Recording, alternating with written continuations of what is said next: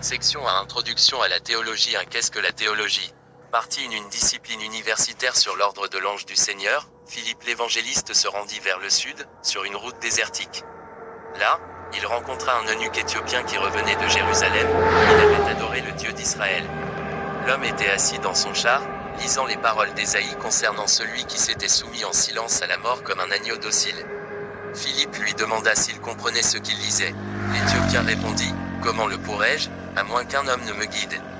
Acte 8h26-33.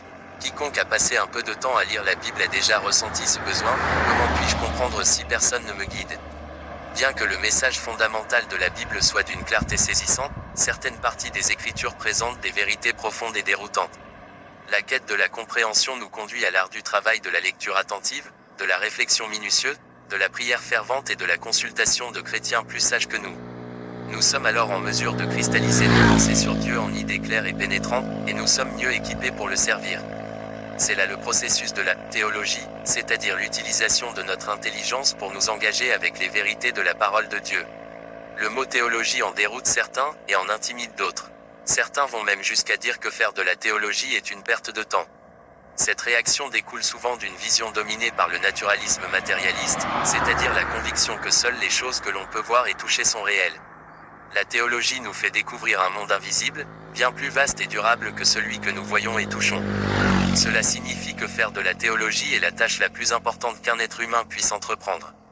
En effet, comme l'a dit R.C. Sproul, 1939 à 2017, tout le monde est théologien. En effet, comme l'a dit R.C. Sproul, 1939 à 2017, nous ne pouvons échapper à la théologie. Même le rejet catégorique de Dieu par l'athée est une déclaration théologique. La question est de savoir si notre théologie est vraie ou fausse. La théologie, comme nous le verrons, traite de plusieurs thèmes majeurs abordés dans la Bible. Cependant, avant d'aborder ces thèmes, qui est Dieu, par exemple, il y a des questions que nous devons nous poser. C'est là l'objet des prolégomènes, un mot grec qui signifie ce qui est dit au préalable. Les prolégomènes sont parfois appelés introductions. Pour établir de solides fondements pour les autres doctrines, nous devons nous demander comment nous savons ce que nous savons. Nous devons nous demander ce qu'est la Bible et pourquoi nous devrions fonder notre théologie et notre vie sur ce qu'elle enseigne. Avant même cela, nous devons nous poser des questions sur la nature de la théologie.